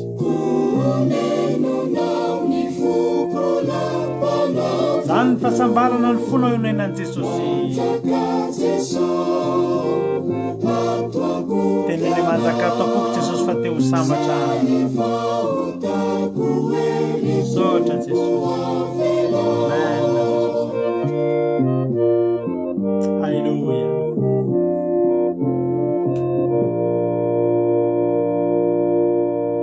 Ivavaka ho an'ny firenena ranabavitsika mamia amin'izao fotoana izao ry havana manara. Ny tompo ranabavy mamia ivavaka ho an'ny firenena. Dahin-drony pasitehaka David Tompotsika dia mpanaraka mivavaka firenena mbola hiaraka hivavaka ny firenena. Saotranao Andriamanitra, saotranao fitiavana sy famindramponao. Mankasitraka Jesosy ny amin'izany teny mamy izany Jesosy io. Saotra Jesosy io fa latrika. Jesosy nampananitra ny olon-tena. Jesosy io fa tena hoanana fiadanam-po, tena hosana. Saotranao Jesosy nanome izany teninao izany Jesosy io. Tondra-trondra-pona taminay Jesosy tena te-hanome fahasamarana fantatra Jesosy io. Raha manay raha minonao izany Andriamanitra tena ho amin'ny tokoa Jesosy fahasamarana izany. Ny teninao efa nilaza makanisa tiamiko ianareo safata sy maresatrena fa zany ianareo fahasamarana. Tena te ho sambotra koa izahay Jesosy io. Ny fomba fahitanao izahay Jesosy io fo fahasambarana mbola izay tena mbola matana lavitra ianao ny fomba Jesosy tsy mahita ny nina Jesosy io amin'ny fiainana Jesosy io. Manomboka androany indray izany tenao zany Jesosy io. Tena mampahafantarana ny tsirairay avy indrindra ianareo izany tenao izany Jesosy io. Tena hipaka ambony tsirairay avy Jesosy malady nahoana Jesosy nangatahako androtraka izany tena ny olona tsirairay avy. Tena mandray izany fomba Jesosy ana fiadanam-po mahantra ny fitiavanao Andriamanitra raha ianao mahantra ny fonay Jesosy tena ho sambatra tokoa izahay halleluja aretiko Andriamanitra ravaka ny firenenay Jesosy fantatra Jesosy tsy misy mahafanatra ianao ny firenenay Jesosy ny malagasy rehetra Jesosy tonga dia Jesosy tena mpanoto Andriamanitra tena firenena tsy misy hieritreritra ny anarana Jesosy firenena fanompoan-tsampy firenena tsy mendrika firenena manoka firenena tena manalavitra ianao ny fomba Jesosy io faketiny Andriamanitra ngataka Jesosy io ny tanana mahery ny amin'indra fonao Jesosy io mba hamela izany fa tany tsirairay Jesosy io indrindra ny tanomponao izay efa mahafantatra ny tenao Jesosy io fa io fonao ka amin'indra fonao Jesosy tena mba hilaza ny marina ampianary Andriamanitra ahitariky Jesosy io hitory ny filazantsarana madinika Jesosy dia tsy mbola mahafantatra tena mahadena tena matompona fana Jesosy fidiranao Jesosy farainao masina na erotsaka ho am-pony izay efa mahalala Jesosy izay mahafantatra ny marina Jesosy tena mba hoanana fiadanana sy fahasambarana ho an'ny manjara amin'izany lanitra izany firenena malagasy areko Jesosy izay tsy manana koana tena mahantra Jesosy engatahako Andriamanitra ny tanana mahery ny Jesosy amangy tsy taisamboaka ny olona izay tsy manana trano fialofana Jesosy tsy misy izay ho anatin'ny adisarika Jesosy eo amin'ny ampony Jesosy eo amin'ny hopitaly narehetra masina izao ny tanana mahery ny Andriamanitra angatahako tena trianao mba hikasika ny fotsirairay avy ka io Andriamanitra ny firenena malagasy ny ankonany tsirairay avy Jesosy io dia mipetraka feno mipelatanao ambany elatra mamindrafo ny firenena misaotra Jesosy Kristy misaotra na fitiavanao ny fanitranao natry ny lavana misaotra Jesosy hotahinana izany teny izany ao lasaka amin'ny fony tsirairay avy misaotra raha io amen